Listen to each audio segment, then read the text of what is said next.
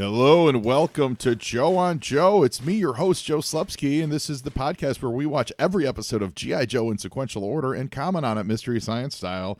And I am so happy this week to welcome in a guest who is a friend of mine, and he's a fellow co-host of mine on a podcast called the Geekish Cast. A couple weeks ago, we had our third co-host for that show, Mr. Jeremy Vilmer, and today I'm very happy to welcome a man who is a loadmaster on a C-130 Hercules for the United States Air Force. He's based out of Abilene, Texas, Dyess Air Force Base. Please welcome Paul Viera. Paul, welcome to Joe on Joe. Well, thanks for having me, Joe. It's been a long time coming. A long-time listener of the podcast, and I'm glad I got to finally make it. I'm excited to have you, one, because you're a friend, and I've really been enjoying doing Geekish Cast with you and Jeremy, but more so because you're a legitimate military person who can bring some military legitimacy. So poke holes through this episode. Poke holes throughout this episode. Oh my gosh. I was realizing it. Last episode we did was all about an Air Force plane being downed, and I was like, oh, Paul could have been really waiting with some of that. Paul, how long have you been in the Air Force? I've been in the Air Force for 12 years. Yeah, 12 awesome years. And you're enjoying it. I am. So I've always been a huge travel guy, and I've always loved to travel. So I've just lucked out and got a job where I think I'm at 65 countries now that I've been to. Wow. So my job allows me to travel the whole world, and I've done some really, really cool things. And I got some interesting stories where we want to sit down over some beers. I can tell you some stuff. Awesome. Just not on mic. just not on mic. That's fascinating. What's the favorite? If you could be like one of your favorite countries that you ever visited that you never thought you would have enjoyed it, and you're like, wow, this place is amazing. Ethiopia probably Really? is up there as one of my favorite countries because of that reason. Like, everyone knows about Africa, and then very few people have actually gone there. And when you go there, it's just a beautiful place, and everyone is super nice, and the food is better than you would expect. Yeah. Especially for Ethiopia, you could say lots of jokes about that. But, Sure. The food is great. We are the world.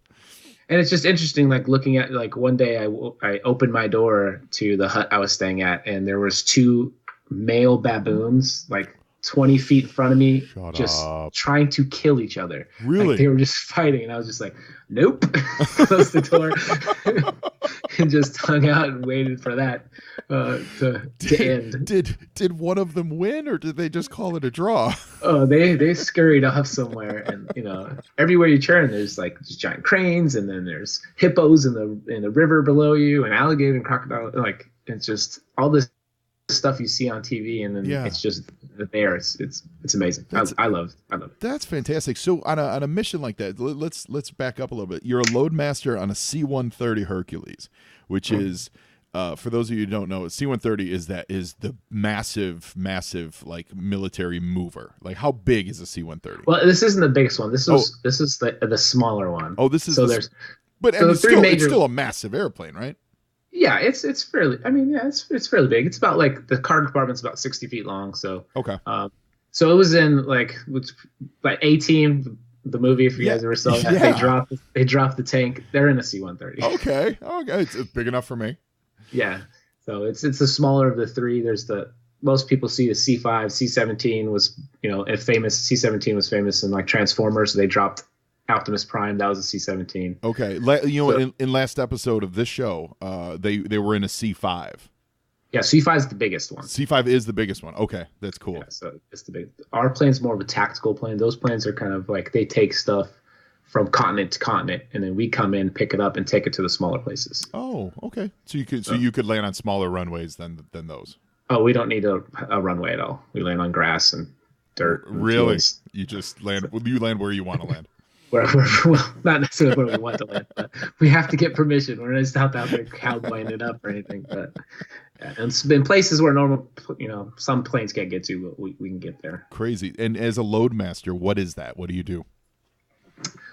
So I supervise the loading of the aircraft, and maintain the weight and balance. So, like any aircraft, it's got to be balanced for weight. Okay.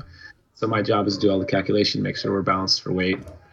and run systems on the airplane too. So like a engineer on a commercial flight, I would do that person's duty, run checklists and stuff like that. Oh, cool. And then airdropping stuff's one of my favorite parts of the job, where we actually open up the back of the airplane and toss stuff out in flight. So that's a lot of fun. That's awesome. So what's the biggest thing that you've thrown out of an airplane? Oh, the biggest thing is a road grader, like a tractor type vehicle. Oh, yeah.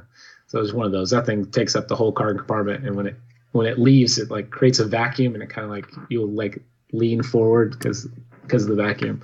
Oh, wow. Yeah, it's pretty cool. That's fantastic. And so right now you're in Abilene, Texas. You pronounce it Dyess Air Force Base? Yep, Dyess Air Force Base. How long you been there? I've been here for about a year and a half, but this is the second time I've been here. This is the second time stationed here, and I love it. The community is. I've never been in a community that's been like as pro-military as Abilene. Like you can't turn around. I can't even wear my uniform at lunch because people will pay for my meals, and it's really awkward. But well, that's why you should be wearing your uniform. No, you feel bad. You're like, oh my gosh, I just want lunch. I'm not trying to get anybody to pay for it, but I do appreciate that. Like, the community here is amazing. Yeah, well, actually, we're recording this in the shadow of Veterans Day, so officially, happy Veterans Day, and thank you, sir, for your service, man. Thank you for the support. It's much appreciated. So let's flip this on to G.I. Joe now. You're a real life G.I. Joe. What was your experience with the toys or the comics or the cartoons? Tell me. I never really got into the comics very much, but I mean, as growing up in the 80s, I just very much watched the cartoons and played with the toys. And to my regret, I did not take care of the G.I. Joe toys as much as I should have as a little kid. They were just really fun to destroy for some reason. Sure. They melted great. If you froze them, they would like split in half. And me and my brother were really, I don't know if you ever remember the cartoon Cops. Oh yeah. Like the future fighting crime in a future time. Yeah. So they were basically like large G.I. Joes, and their parts were essentially the same, and you could put like a cop's arms on a G.I. Joe body. They would have like giant arms. Really? You could mass their bodies down. Oh, that's cool. Which we did all the time. Cops was a good show, actually. I bought like the complete collection on DVD because it was on sale for like $10, and I just remember really liking it. But I haven't made time to watch it yet. But I think Cops was a solid show. Oh, it definitely was. I definitely remember watching it. So I don't know if I got if the toys introduced me as a show or a show to the toys, but I mean, I was pretty young. So did you have a favorite? Did you have so you're in the Air Force now? Like, did you love the Sky Striker and Ace and all that stuff? No, that is. I mean, I'm a Snake Eyes guy. I mean, I'm not very original. But to me, a guy with a sword amongst a bunch of guys with guns, like. I always go for the guy with the sword. Like guns are cool, but I like swords better. I don't know why. I just think it's always been that way. Makes sense to me. No argument. Now I know from we're on Geekish Cast together, and everyone, you can go to geekishcast.com to learn more about that show with Jeremy Vilmer. Jeremy does multiple episodes throughout the month, but you and I are a part of every Thursday night. We go, or 3 Thursdays out of the month, we go live. At 7 p.m. Pacific time, and it's a general geek pop culture talk show. How long have you been with Jeremy on Geekish? Man, maybe 6 months, maybe something like that. Not too long. Yeah, so you must have joined right before I did. Yeah, not too long before you did. Maybe a little bit longer, but it's funny because you guys had a real solid rapport going in. I think the show. Well, I've known him for like 20 years. Oh, okay. See, I've never met you guys in person. You guys grew up together? We were both in the same town, and I met him when I was in like high school time frame. We were friends of a friend. Oh, that's great. So we've known each other for a really long time, and you just we communicate via Facebook every once in a while. He's like, "Hey, I'm thinking about doing this podcast. Would you be interested just to kind of like be a guest?" And I was like, "Oh gosh, heck yeah!" Like nobody here can talk to me about geek stuff. I mean, they do, but it's always like directed towards the movies. It's always that and the Punisher. Everyone just wants to talk about the Punisher. Yeah. So whenever I really get into it, they're like, I lost you like 30 minutes ago. So it was really good to actually be able to talk to people who are into the same stuff I am. Yeah, I'm always impressed by your knowledge. You bring a lot of, you help organize the show, a little behind the scenes on it, and you always bring some really good depth of comic knowledge to it. And I'm always very impressed with it. Just comics is just my thing. It always has been. Because like my parents immigrated to this country, so I didn't speak English right away. So English is my second language. So where are your parents cartoons, Portugal. Oh, fantastic! They were born in the Azores. So comics and cartoons was kind of like my introduction to the English language. Basically, it's just something that picked up, and I've never put it down since. And I was around in the 90s with the big booms when comics were extremely popular. Yeah. and in some cases extremely bad. Oh, terrible. But I was not old enough to really realize how bad it was. I was in the store yesterday, and there was a young kid in there, and he wanted Deadpool, and his dad was worried. Because Deadpool's not really great for young kids, like it's a little skews how a little old? Wow, like 8 or 9, like skews a little, it's a little violent, you know what I mean? Yeah. And but the kid really wanted Deadpool, and I was like, well, I guess if we recommend like the earliest Deadpool, and then I stopped myself and I said, but those are terrible stories. Like, I don't want to sell you terrible books just because it's a little safer for your children.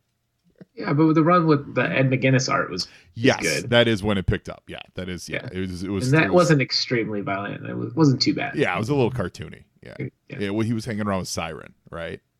Yeah, Siren, and I'm trying. And what was in Black? What was Manta or whatever his name was? Black Tom Cassidy, wasn't he in that? He was in that too. Yeah, I remember he fought the Hulk. Yeah, it's been a while since I read that one. Oh boy, it's been too long, and I hope it continues to stay as long. Yeah, but I know you've got 2 children. 2 children. I have a 16-year-old and a 6-year-old. And your 6-year-old is a massive Black Panther fan. The 16-year-old. Oh, the 16-year-old is the massive Black Panther fan. He is the massive Black Panther. That is his favorite superhero. The 6-year-old is just getting into, like, he likes, his favorite character is Clayface. Is his favorite. That's awesome.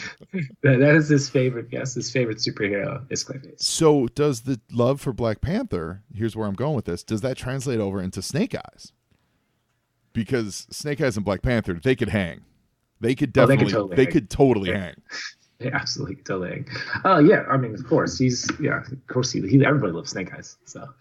Okay, good. Right. Does he read any G.I. Joe at all, or does he follow it? He doesn't read any G.I. Joe right now.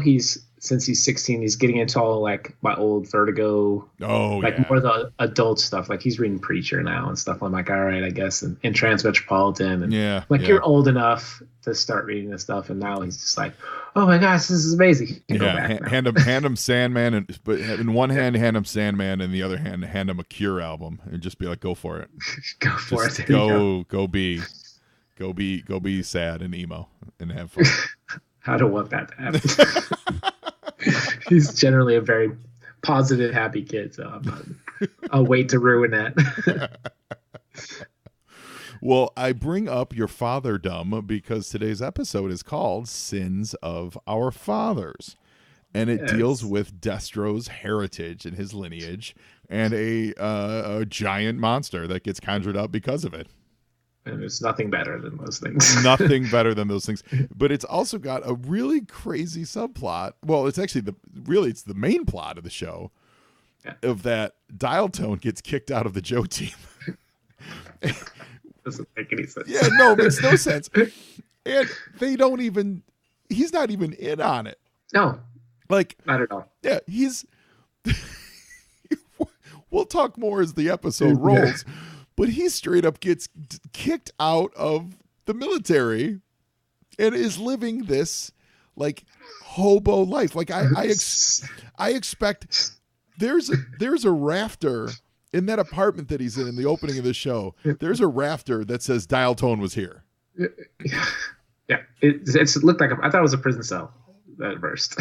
Exactly. I thought it's crazy. It's a good episode. I like it a lot because of those things. But man, like it's got a little Shawshank in it for sure. For sure. It's poor Dialto. Yeah, Dialto gets out of the military, doesn't know he's bagging groceries. The next thing you know, he's just swinging. Yeah. So this is awesome. When was the last time you actually watched an episode of G.I. Joe? It had honestly been years since I've watched an episode of G.I. Joe. It had been a long time. But a full episode. It's like I always see like clips on Facebook and stuff like, oh, G.I. Joe, I'll watch the clip. But to watch a full episode, I cannot remember the last time I saw a full episode. Did you like it? Did it bring back some warm and fuzzies? Oh, it did. I was like, told my youngest, come here, check out this show. And I was just watching. I was like, gosh, I remember when I watched this stuff when life was easy and simple, and I felt like I was happy all the time. Better times. I love nostalgia. I mean, it was great to think about those days. Cool. Well, I'm excited to watch it with you. We're going to get into it in 1 second. If you're on the internet, you can find Paul. Well, listen, if you're not on the internet, I don't know how you're hearing this podcast. So I don't know why I say that. I've 93 episodes in, I'm finally like, why am I saying if you're on the internet? You're on the internet. You're Amish fans. Yeah. If you're on the farm and churning butter to keep electricity going to run the RSS feed out of your freshly built barn, you can find Paul Viera on Twitter at Paul Viera 79. Of course, every Thursday night, find us at Geekish Cast. That's you can find that on any iTunes or podcast handle, and you can find me at Joe on Joe Pod on Twitter. joeandjoepod@gmail.com if you want to send me a note. Let me know if you like the show, if you hate the show, if you want to be a guest on the show, if you just want to know where I live so you can come and talk to me about things in your life that you want to share with a stranger. I don't even know where I'm going with that. Paul, that might get edited out. My brain just kind of broke in the middle of that. It's fine. It's great. Keep it. But either way, find me on the internet and reach out. We're building the fan base. We're heading towards our big epic 100th episode, and I cannot wait for it. So, Paul Viera, you ready to watch Sins of Our Fathers? Yes, sir. Let's do it. All right, man. Let's do it. Here we go. Yo, Joe! So, have you ever been on an aircraft carrier, Paul? I have in San Diego, just taking a tour. Okay. But not like deployed operating in the ocean. Yeah. No, I hope to never have to be one. Why does that mean? Does that mean you'd be deployed into like a war zone? Is that the only reason you'd be on one? I don't know. I just don't like the scenarios when I'd have to be on an aircraft carrier. So here's a newbie question, like someone who just I don't understand everything. So aircraft carriers, obviously, they're naval, right? Yes.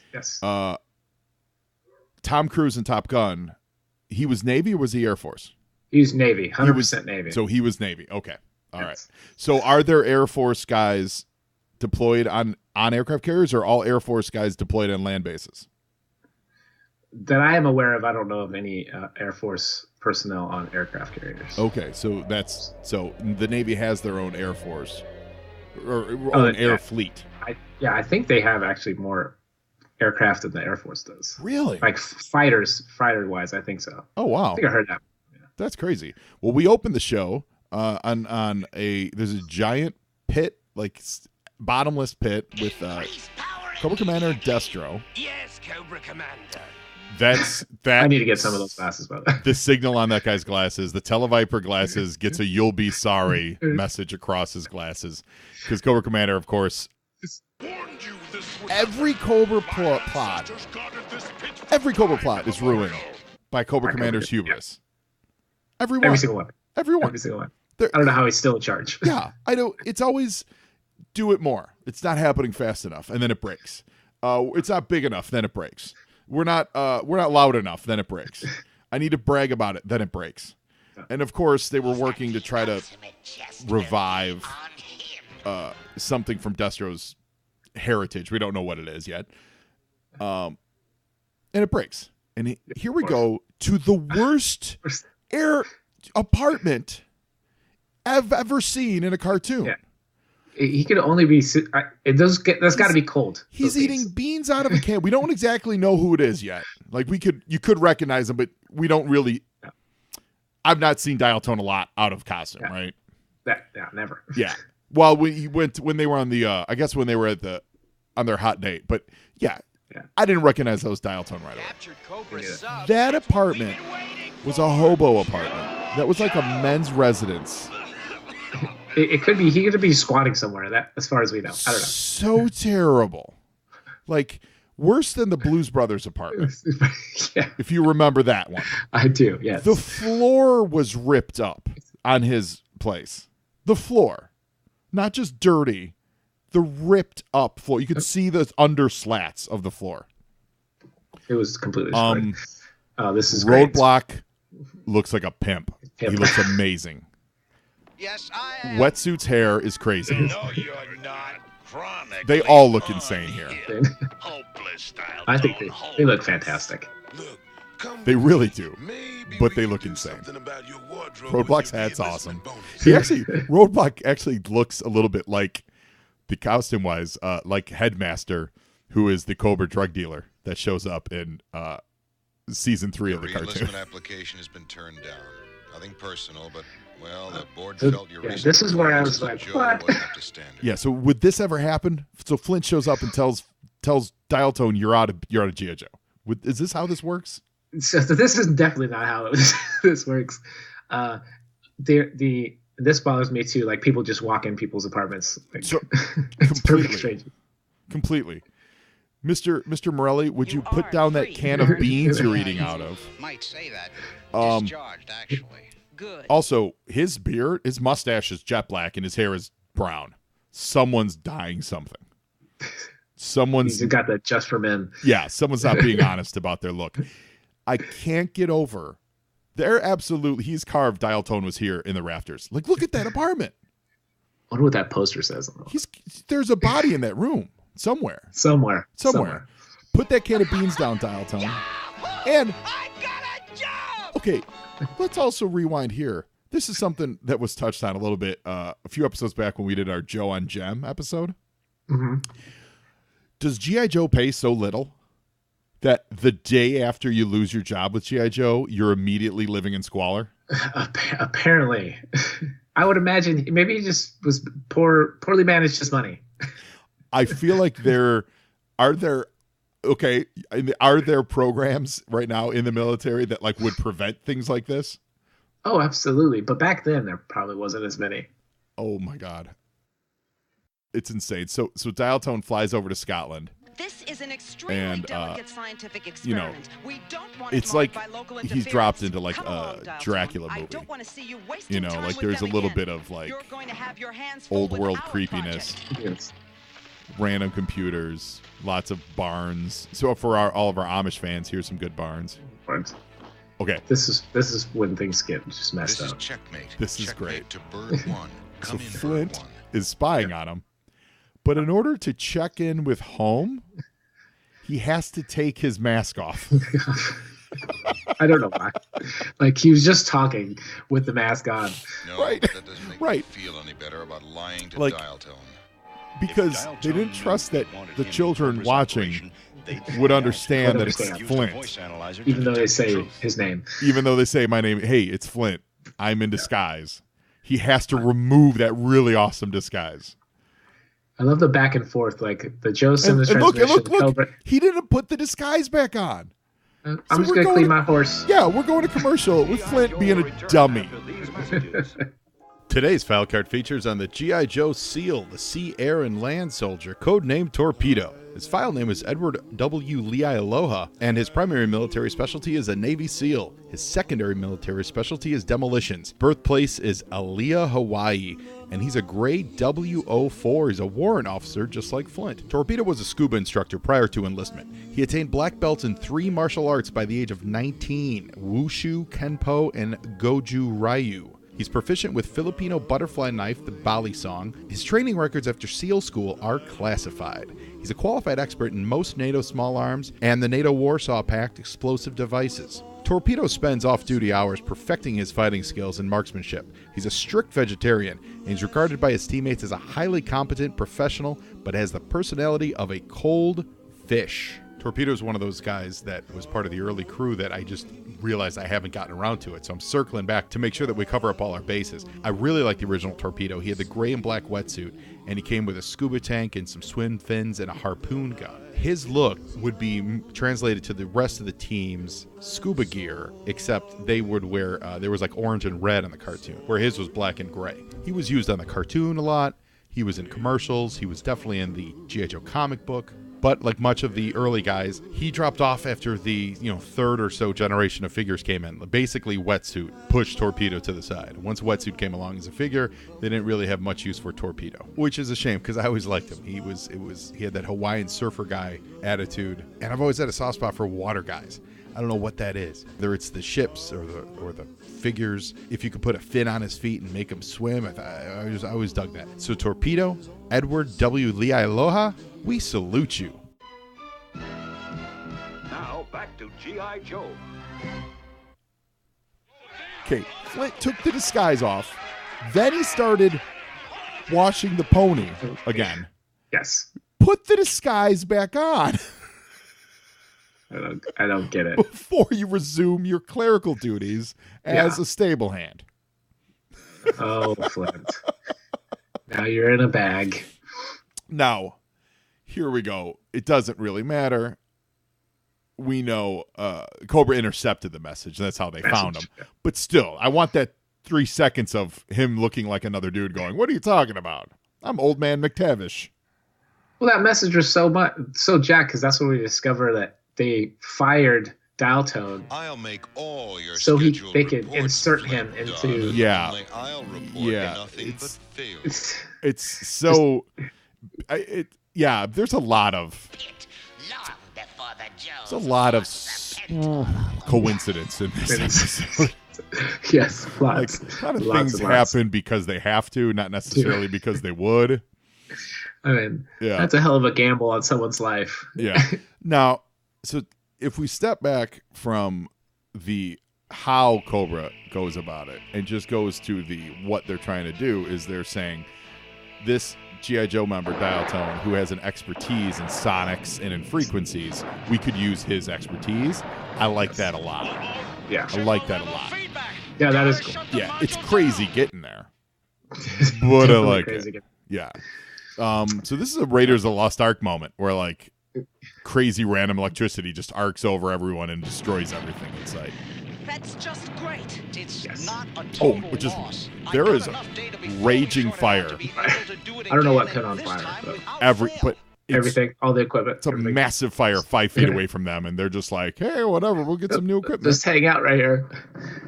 No. Look at Serana Thanks for the info. Keep us posted. doing a massive Flint impersonation.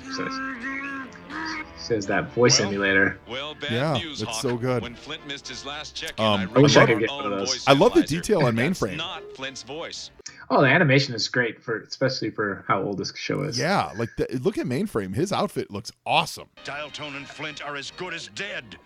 We're mounting a This rescue is operation. a good look one. We've said that these last few episodes, the animation has really been on point. Like they stepped up the game for whatever reason. So now, of course, we jump in a bunch of Tomahawk helicopters that are going to cross the ocean. Oh yeah, totally. They can air refuel. Yeah, because that's a thing. It would take forever to get. So does the C-130? You guys, do you refill in air? Like, do you do those? There are certain models of C-130s that can, but the one that I am on is not. They call it, ours is like a slick model because it's mainly for like transporting people, cargo, and stuff like that. Okay. But some of the special operators ones, they can refuel in there. And I'm glad we can't because that means we get to stop places and spend the night in cool places. Oh, so. Sure, yeah. Have you ever been on one that refuels in midair? No, I have never. Oh, okay. I'm wondering if like, is that different? Like, is it just like do you even notice it? Or, you know what I mean? Or is it just like flying and then you're flying and you keep flying? Well, you keep flying, but you would definitely notice because you have to like run a checklist and you have to like link up with the fueling aircraft and right. So but it's like, a process. I mean, like, does it? What I mean by notice is like. You pay for that. does it, like, is it super bumpy? Is it smooth? Like, when you get that close to another plane, like, does it change the way that, like, if you know what I mean? Like, does it change the way it feels? You would definitely feel something because you got the prop blast, or right, or the jet blast from the refueler. I seek a boon, oh ancient and mighty. So now Cobra Commander is now talking to this Cthulhu demon, and he, again, this is great because this is all about Cobra Commander getting revenge to take down Serpentor. This is so great because it's all continuity based, you know. Yes, it's all like. Now listen to this. This monster who is being voiced by Destro Burkhart, who does Destro's voice. Oh, he does. Oh yeah, it's the same. It's Destro's voice being modulated. But like, this show doesn't hold your hand. You have to know who Serpentor is. Yes. In order to understand what's going on here. That monster's crazy awesome. Yeah. As my son would call it, the pickle monster. Yeah. Yeah. Good Lord, what is that? That is such a pickle monster. It's Pickle Rick before Pickle Rick was Pickle Rick.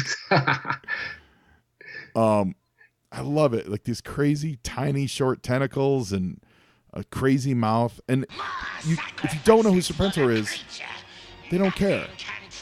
You just need to know that the Cobra Commander hates this guy and he wants him dead.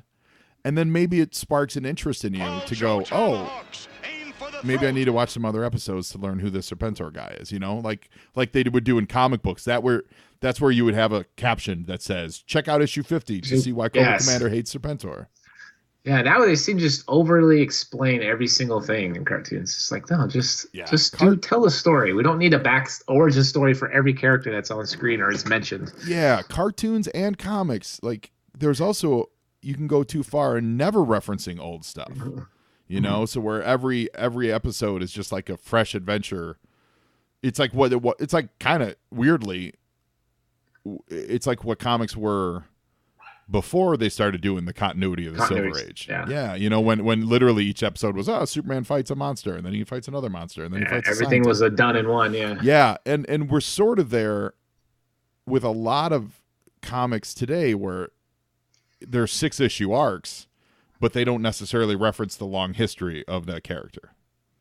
You know? Yeah, not necessarily. Sometimes it's like a reboot every 6 issues. Yeah. Because a new creative team takes over and they don't want to be holden to the previous creative team. So. Right. And my opinion, that's one of the reasons why the comic book reading base is shrinking while now listen, some people would look at it and say financially it's building the movie base, but as someone who's concerned about the future of the comic book base, I don't think it's helping grow the comic book industry. No, I don't think so either. Yeah. Speaking of Serpentor. Yeah. Serpentor. Okay. This is General Hawk. I love this. This is great. Hawk calls him. Meaning he has his direct line. Kept a secret channel. This is my favorite part of the episode. Yeah. He's like, who's responsible for and everyone's just like, no, it was that guy. It's that guy. I love that part. It's totally. So that's such a Vader move, you know. Yeah. He should turn around and just choke all of them. Choke one of them. So we're going to commercial break here, and the commercial breaks are odd in this. Like, that's a weird place to break. Hey, Joe and Joe listeners, you love comic books. You know that I love comic books. If you listen to the 30 seconds of this show, I'll be talking about comics. Well, I've got a massive comic book collection that I'm actually taking the moment to pare down a little bit. I've got a whole lot of items, mostly comic books, up for sale on eBay, and I would love for you to have a crack at them. So go to eBay and do a search for the user Malone2814. That's MALONE 2814. That's going to show you all the items that I have up on eBay. And if you find something that you like, check it out. There's new stuff. There's old stuff. There's hard to find stuff. And listen, when you're checking out, if you send me a note, tell me you're a Joe and Joe listener, guess what you're going to get? Guaranteed free shipping. Boom. That just happened. So head over to eBay today and do a search for user Malone2814. Thanks so much for listening. Now back to G.I. Joe. Yeah, it's completely halfway in the middle of the conversation. Like, what? It's not on a cliffhanger. It's not on a thing. It's just like, what? He wouldn't do G.I. Joe, like, that's it. We're going to break. Yeah. It's a weird commercial break. Probably one of the weirdest ones I've seen on all these shows. In a long time. The shots of these Vipers running for the ships are really cool. And then they do a little Dutch tilt to watch the ships escape. This is some cool animation. And we are in Cobra Island. And this monster is huge. Wreck-It Shop. Totally. Now, Paul, have you ever deployed into war zone, I guess? No. Yeah, into combat? Cobra Island, yeah. Were you a part of the siege of Cobra Island? I'm not allowed to talk about that. Yeah. Yes, I've deployed a few times. Oh, okay. Where at? I will probably won't talk about that. Oh, but was it like Middle East stuff? Yeah, it was some Middle East stuff. Middle East stuff. Okay. This is cool. The monster is just tossing vehicles at other vehicles, and he's screaming for Serpentor like a spurned lover. Paul, it's this time of the show where I always like to ask our guests if you could be a member of the show, of the Joe team or Cobra team. What would you be and who would you be? Oh God, this is this part where he's like, "Hey, Dalto, welcome back." Anyways. Yeah. Totally. Dalto he's just happy. No, hey, sorry. Put this outfit on. Put this outfit on, and let's get back to it. I know we used you, cool. And you lived in squalor, and you probably had the noose already roped up, but yeah. Yeah. So, as far as what I would do, I mean, it's not. I would just do what I do. I guess I'm gonna go a little in. We're gonna go a little inside baseball, or a little behind the scenes. So as we talked about before, I'm a load master, so I would be a load master on G.I. Joe. Awesome. But that would be kind of, I don't say boring, but I kind of want to put a twist on the character, because I would if I could see a load master on the cartoon, I wouldn't want it to be just a regular load master who just drops stuff and delivers stuff, but I'd want him to be like a caricature of aircrew members in the Air Force. So the Air Force aircrew members are often portrayed as they like to call us zipper suited sun gods, we're the guys that fly around like flyboys, if you've seen Top Gun, we're all kind of everybody thinks we're full of ourselves, and we just gotta do whatever we want. So I would kind of want that character to be a little bit like that, wearing aviator glasses and driving nice cars and thinks he's so cool and stuff, when everyone's like, you're not that cool, dude, in the show. So that's kind of the character I'd like to be on the show. And also, since I've been so many different countries, whenever we get there, I always know I know this great place to eat. I know this great bar. I know this great place to buy stuff. Kind of Two Guns with Mark Wahlberg and Denzel Washington. I've not seen it, but I know of it. Yeah. So they called him I Know a Guy, because Denzel Washington's character, wherever they went, he's like, I know a guy. Yeah. So I would kind of be that, I could get a Joe anything they wanted, kind of like Face Man on the A-Team. Yes, right. So if we were in the middle of Timbuktu, literally, and they're like, man, I really need a toaster, a boa constrictor, and a cattle prod, I'd be like, I got you. I know a guy. That's awesome. And what's your code name? My code name is also kind of poking fun at what I do and what my job would be. Tacticool. Tacticool? Tacticool. I love that. That's very 90s. That's very 90s. You're definitely one of the later Joes. That's fantastic. I love that. That is how we refer to things that, when you see the guy at the store and he's wearing 511 pants and a camo hat and stuff. We would like to refer to those people as being tacticool, because they're acting like they're an operator when they necessarily are not. Are you a tactical or are you tacticool? Well, yeah, I'm tacticool. You're tacticool. I love it. Tacticool. Welcome to Joe on Joe. Welcome to the squad. I look forward to you procuring everything that we need. Fantastic. While we were talking, we missed a moment of really coolness. Destro recited an ancient incantation, right? I wish that was my ringtone. Well, it can be a ringtone, because thanks to Joe on Joe listener Andrew Genko. Andrew, thank you so much for pointing this out to me. The yojo.com website has taken it and taken the audio and flipped it because it's backwards audio. So you can go to yojo.com under the television section, and you can find the audio reversed. And in it, you hear Destro saying, quote, "Anybody listening to this backwards for a secret occult message is a real dweeb." No. Is that really what it says? That is really what it says. That is amazing. I'll add it to the end of this episode so our listeners can hear it. That is what it says. I love that so much. Because that was definitely one of my favorite parts in the episodes. When he said that, I was like, man, that is just creepy. Yeah. Paul is dead, and you're a dweeb. Not Paul. Not you, Paul. I'm Beatles Paul. I'm not dead. No. So we just buried the serpent, and at the end of the fight, the Joes don't have enough fuel. They always run out of, that's always the big,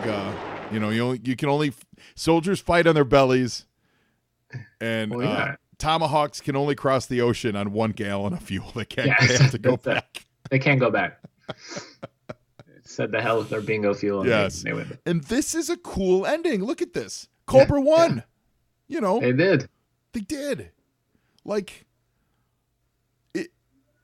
these final episodes, Cobra makes some inroads, and Serpentor can legitimately claim victory. He repelled the Joes. Cobra radio transmissions. I mean, which is good. You can't have the Joes. They beat us. Yeah, it sure hurts when the rest of the world thinks you're a loser. Oh, this is Now great. we know how Dial Tone must have felt. At least we know we that thwarted line Cobra Commander and trapped is the crazy. creature again. It's insane. Hawk is so crazy. Now we know how Dial Tone felt, and then he followed it up with so I'm sorry, Dial Tone. Nothing. We had to do that never to you. Never referenced what they did to him. It is so crazy. Now we know how Dial Tone felt, because Dial Tone's a real loser. Cut to, turns out that creature might still be alive underneath the water. That's fine. But, there's no moment of, man, Dial, we love you. Of course you're doing a great job. Welcome back to the Joe team. No. You were a real loser and living in squalor and almost committing suicide. And don't forget my cheese whiz boy. That's... It's just I didn't get it at all. Not ever referenced. That's not how that should play out. No, it's crazy. And Dial Tone should not be okay with it either.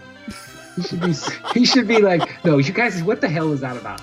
Well, you know what, Paul? Here's the thing. Look at his alternative. He's out of the Joes for 1 day, and look where he lives. He's living in squalor. Yeah, he eating cold beans out of a can. Yeah, he's like, go ahead, treat me however you want. This is the only thing I have going on in life. I'm 1 foot in the grave, so yes, you can go ahead and dump on me. Go ahead. Well, that would not play out in real life, because sometimes that happens, and then when they ask for us to come back, most guys are like, nah, I'm good. Oh, really? You're like, nah, I enjoy my cold beans out of a can. Yeah. Well, yeah. Hopefully, we wouldn't get to that point. So some people would come back. You've been in the Air Force for 12 years. How many times have you re-upped? I've re-upped twice, and I'm getting ready to re-up again. Cool. So do you plan to be a lifer? Well, I'm going to do my 20 for sure, so I can retire. Good for you. Yeah. Good for you. Well, thank you. I'm enjoying it. Yeah. But my body can't take it for too much longer. It's not an easy life. Falling apart. Do you still have to do PT and stuff? Oh yeah. Yeah. I gotta do PT all the time. I got a test I gotta pass, my PT test. Oh. Gotta stay in shape. Oh, well, we appreciate it. Your country appreciates it. And Joe and Joe listeners absolutely appreciate your expertise. Thank you for coming on the show today, Paul. No problem. Thanks for having me. It was great. Yeah, man. It was a real pleasure to do this with you. Again, you find Paul on Twitter at Paul Viera 79. Check out Geekish Cast. That's the podcast we do every Thursday night, 7 p.m. And, be good to yourselves.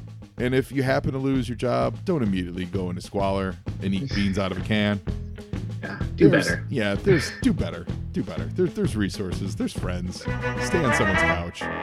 You don't have to move to a men's flop house. None of the other Joes let him move in with them. Right? Yeah, tons of friends. Brothers. There's ex-Joes. There's other Joes that have left willingly. There's something. No, totally cool with him living in that apartment. I am so worried about dial tone, but you know what? Now we Joe, and Joeing is half the battle. Anybody listening to this backwards or secret occult message is a real dweeb. Shawshank attempt